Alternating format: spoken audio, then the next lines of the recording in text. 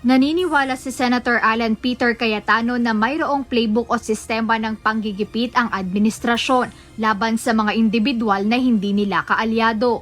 Part of their playbook yan, mangligaw, mag-offer ng kung ano, no, kung hindi, mag-threaten, kung hindi, itutuloy nila threat nila. False witnesses, maglalabas ng mga contractor, di ba kinuha ngayon si Diskaya. Inihalimbawa niya ang pagkakaroon ng iba't ibang bersyon ng mga testimonya laban kay Senator Joel Villanueva. Meron na pong bumaliktad dun sa mga DPWH na sinabi nila na dinidiktahan din sila kung ano sasabihin.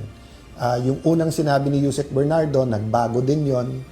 Kay Senator Joel Villanueva, apat na yung version nung paano siya supposedly guilty.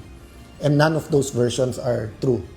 Ayon pa kay Senator Cayetano, posibleng ganito rin ang gawin ng kontrobersyal na contractor na si Curly Diskaya dahil matapos mailipat ang kustodiya ng lalaking Diskaya sa Philippine National Police. Sinabi nito na damay-damay na at sasama na lahat ng kilala niyang politiko. Nothing stopping the creative people in this administration from saying, we'll take care of you, eto mga ituro mo. Then suddenly may kaso, whether sa DOJ at Ombudsman, then suddenly you're facing jail, then finally it's true. Giit pa ni Senator Cayetano, ito rin ang dahilan kung bakit pilit umanong ipinapakulong si Senator Jinggoy Estrada upang magsilbing babala sa iba pang mambabatas na nagbabalak lumaban sa administrasyon. That's why pinilit nilang makulong si Jinggoy kasi sabi niya, nawawalan na ng takot yung iba, lumalaban na. So kailangan natin ipakita na totoo. At madali kay Jinggoy kasi usual suspect, di ba? Isaan niya ito sa dahilan bakit pinangahawakan pa rin nila ang Senate Blue Ribbon Committee. Kailangang lumabas ang mga ebidensyang magtuturo sa major players o pangunahing mastermind sa flood control scandal. Dahil dito, mariing panawagan ng mambabatas na dapat manatiling independent o malaya ang Senado mula sa anumang dikta ng Malacanang. We're fighting for truth, na lumabas yung buong katotohanan, maging sa impeachment yan, maging sa Blue Ribbon Committee, maging sa leadership sa Senate. We're fighting na independent ang Senado at hindi utus-utusan lang ng Malacanang.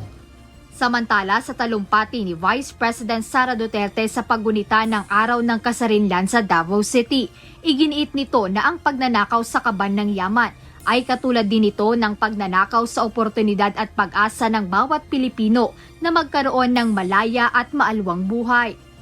Every corrupt contract is a road that was never built for farmers to bring their produce to the market. Ang korupsyon ay hindi lamang pagnanakaw ng pera. It steals opportunity.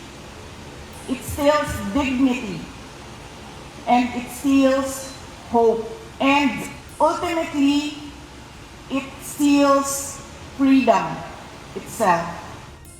Sa huli, hinimok ng pangalawang Pangulo ang publiko na manindigan sa katotohanan at piliin ang pananagutan.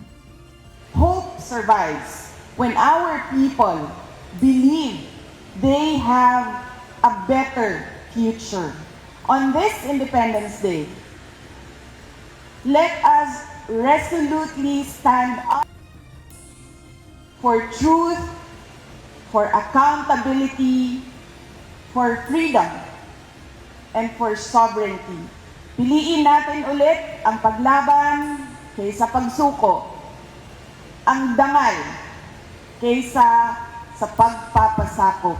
Piliin natin ang katotohanan.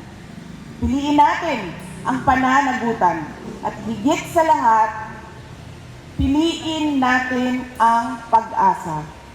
Jedne Resina, UNTV News and Rescue. Diyos ang aming sandigan, serbisyo publiko ang aming pinahahalagahan.